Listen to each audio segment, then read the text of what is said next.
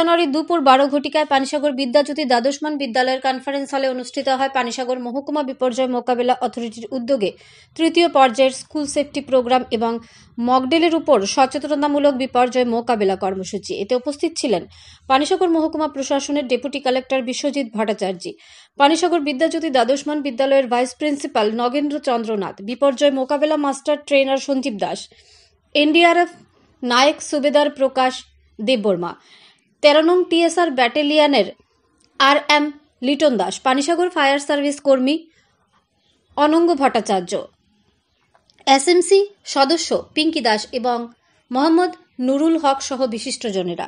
এছাড়াও অংশগ্রহণ করেন পানিসাগর মহকুমা প্রশাসনের ডিজাস্টার ম্যানেজমেন্ট অথরিটির আপাতগামী ভলান্টিয়াররা।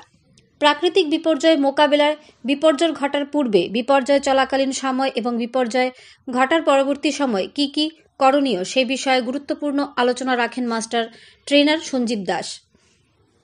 এছাড়াও বিপর্যয় পরবর্তী সময়ে প্রত্যন্ত অঞ্চলে আটকে পড়া অসুস্থদের কি করে উদ্ধার করতে হয় সে বিষয়ে হাতে কলমে সচেতনতামূলক প্রদর্শনী উপস্থাপন করেন এনডিআরএফের জওয়ানরা। পাশাপাশি আকস্মিকভাবে অগ্নিসংযোগের ঘটনায় কি করে প্রতিহত করা সহ গুরুত্বপূর্ণ প্রদর্শনী প্রদর্শন করেন পানিসাগর অগ্নি নির্বাপক দপ্তরের কর্মীবৃন্দরা।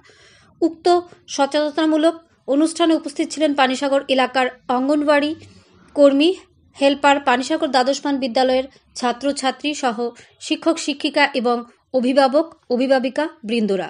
পানিসাগর মহকুমা বিপর্যয় মোকাবিলা অথরিটির উদ্যোগে পানিসাগর দ্বাদশমান বিদ্যালয়ে এ ধরনের সচেতনতামূলক কর্মশালা অনুষ্ঠিত হওয়াতে ভীষণ খুশি ছাত্রছাত্রী মহল। ধর্মনগর থেকে নিজস্ব প্রতিনিধির রিপোর্ট, আরই ধর্মনগর। কখন আসবে তার সম্পর্কে আমরা কেউই জানি না। ভূমিকম্প বলতে পারেন, সুনামি বলতে পারেন, তাছাড়া অন্যান্য বিশেষ করে আমরা আরো একটা ন্যাচারাল ক্যালামিটির ভুক্তভোগী, বিশেষ করে আমাদের এই প্রত্যন্ত পাহাড়ি অঞ্চলগুলি, আসামের বা শিলংয়ের বিভিন্ন অংশে তথা আমাদের ত্রিপুরার পাহাড়ি অঞ্চলে প্রায়শই ধস নেমে আসে, প্রাণহানি ঘটে। যাই হোক, কেন আমরা এত গোটা করে এই আয়োজনগুলি করছি? আমরা ত্রিপুরা রাজ্যে বসবাস করি। এই ত্রিপুরা রাজ্যটা হচ্ছে রেড জোন, বিপদের সর্বোচ্চ সংকেতে তার উপরে আমরা বসবাস করছি। যেমন জ্বালামুখী হয়, আগ্নেয়গিরি হয়, আমরা অনেকেই জানি। সেই আগ্নেয়গিরির উপরে যেন আমরা বসে আছি। পুরা রাজ্যটা একটা ডেঞ্জার জোনে আছে। 5 নম্বর রেড সিগন্যাল অর্থাৎ বিপদ সংকুল এলাকাগুলির মধ্যে ত্রিপুরা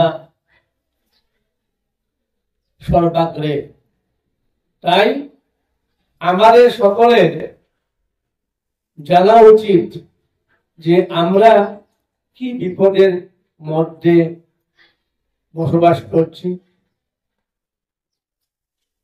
জিওগ্রাফিক্যাল অবস্থাটা আমরা যখন বুঝব, তখন দেখব যে টেকটনিক প্লেটগুলি যখন ধীরে ধীরে ধীরে ধীরে চলছে, তার একটা বিরাট গ্যাপের মধ্যে এই ত্রিপুরা রাজ্য সহ সম্পূর্ণ উত্তর পূর্বাঞ্চল জুড়ে সেই প্লেটের গ্যাপটা চলে গেছে। সমস্ত পৃথিবীটা কয়েকটা প্লেটে বিভক্ত, বিশাল বিশাল প্লেট। সেই ভূমিরূপগুলি ধীরে ধীরে চলছে এবং এই চলার পথে যখন বিন্দুমাত্র আঘাতপ্রাপ্ত হয়, তখন ভূ নিম্নস্থ অংশগুলি কেঁপে উঠে বিশাল ভাবে। তাছাড়া অনেক জ্বালামুখী গুলি আছে আমাদের ভূস্তরের নিচে। সেই জ্বালামুখী গুলি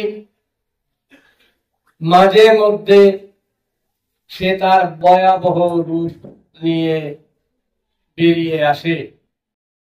কিভাবে করতে হয়। ইতিপূর্বে আমরা সবাই জানি বাংলাদেশ এবং উড়িষ্যাতে দুটো ভয়ঙ্কর প্রাকৃতিক দুর্যোগ ঘটে। তারপর ডিজাস্টার ম্যানেজমেন্ট অথরিটি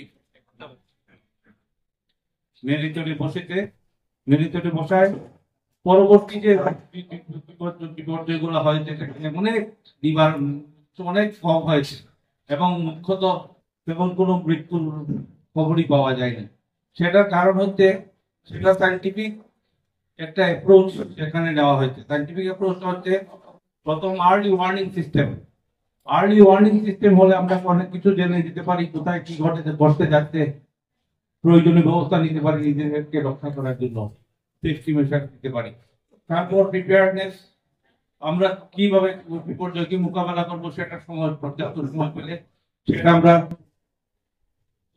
রোধ করার ব্যবস্থা নিতে পারবো। তারপর মিটিগেশন অনেক সময় তীব্রতা এত মারাত্মক হতে পারে, কোথায় কত তীব্রতা হতে পারে সেখানে লোককে স্থানান্তরিত করে আমরা অনেকটা বিপদে রাখতে পারি। এই হচ্ছে মুখ্য তিনটে ব্যাপার, এবং বাকি ব্যাপারগুলো আমাদের যারা দক্ষ এদিকে রয়েছেন তারা উপস্থাপন করবেন। আপনারা উপস্থাপন দেখে শিক্ষা নেবেন এবং আমাদের প্রত্যেকের বিপর্যয় মোকাবেলায় সক্রিয় ভূমিকা যাতে নিতে পারি সবার মধ্যে, সেই আশাকে আমি বক্তব্য শেষ করছি।